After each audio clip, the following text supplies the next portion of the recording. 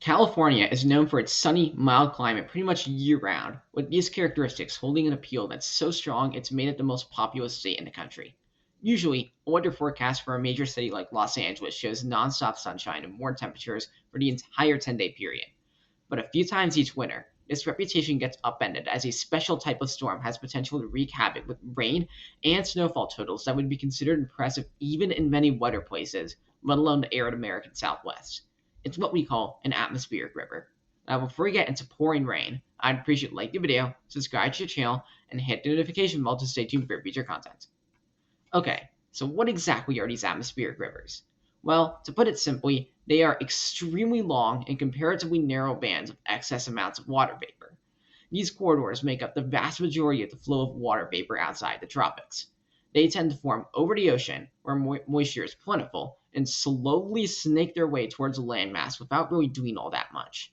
Once the plume of water vapor hits land, however, all of it is suddenly deposited in the form of rain or snow, depending on the temperature of said landmass when the atmospheric river hits. Coincidentally enough, an average atmospheric river contains roughly the same amount of water as what flows through the mouth of the Amazon River, which is the most voluminous river in the world, though extremely strong ones may have many, many times more water than that. Since they only really need an ocean beneath them to form, they can affect almost anywhere in the mid-latitudes that's near an ocean, from Western Europe and Africa all the way to New Zealand. However, the most infamous atmospheric rivers form what's known as the Pineapple Express, and this is what tends to hit the American West Coast.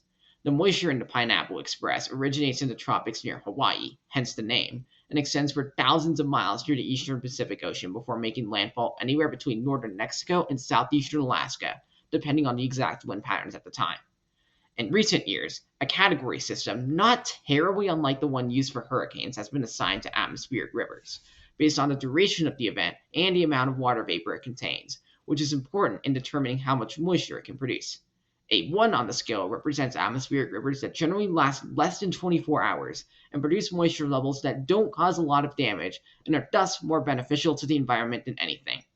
A 5, on the other hand, is a multi-day event that more often than not produces torrential rainfall and or heavy snow accumulation, which can lead to potentially crippling impacts that I'll get more into in a bit. In general, these storms are a little bit too much at once and are thus more hazardous than beneficial.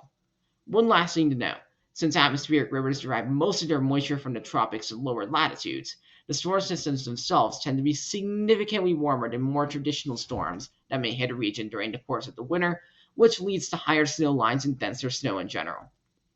So, what are the impacts of these atmospheric rivers? Well, if it hits a wetter climate, like northern Europe, chances are it won't be terribly different from a typical cold, rainy day that these regions have during the winter anyway. But what about drier places like California? In these areas, atmospheric rivers oftentimes make up the bulk of the rain they receive. So if they don't get very many of them during the wet season, it's precariously easy to fall into a serious drought.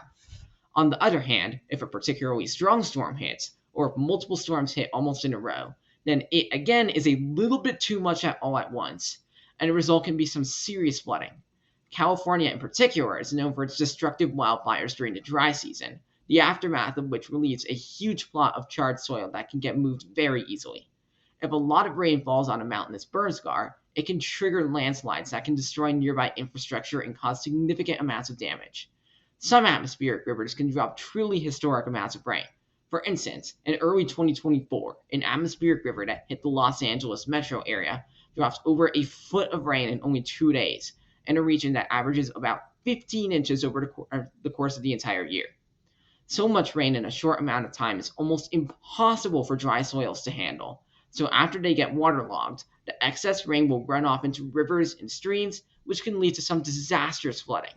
Perhaps the worst recorded instance of flooding in California came in 1862, when an estimated 10 feet of rain was dumped over the span of a month and a half in central California, which, when combined with excessive snowmelt, caused unprecedented flooding, which at its peak made thousands of square miles of California's Central Valley underwater, creating a temporary inland sea that puts the modern-day Tulare Lake to shame. Despite the warmer nature of these storms, snow can and does fall during them in mountainous areas.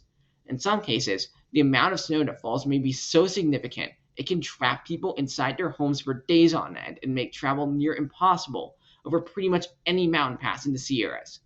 On a more positive note, such extreme amounts of wet, dense snow provides a massive boost to mountain snowpack, which becomes critical a few months down the road when conditions get much hotter and drier, and the residual snowmelt becomes the only thing preventing the region from falling into a severe drought.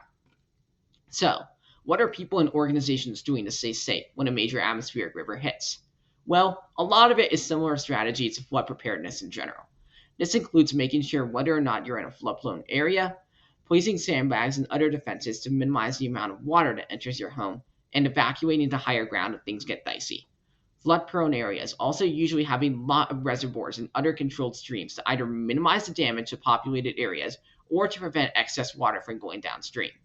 Still, these dams can and do fail from time to time. For instance, in 2017, when the spillway at Lake Oroville, a major lake in Northern California, suffered extensive damage after an atmospheric river hit the state, and had decisive action not been taken, it would have endangered the lives and property of thousands of people downstream. If you're living in the mountains where atmospheric rivers are more snowy than rainy, the best thing to do is stock up on supplies so you're ready in case you're snowed in for several days straight. Since this means you're probably not going to go to the grocery store unless you live right next to it, and even then it might not even be open. In general, being prepared for weather events like these is good practice, since they can happen with little to no warning and can cause serious damage under the right conditions. And that's all I have to say about atmospheric rivers. As always, I'd appreciate if you like the video, subscribe to the channel, and hit the notification bell to stay tuned for future content. Thanks and have a great day.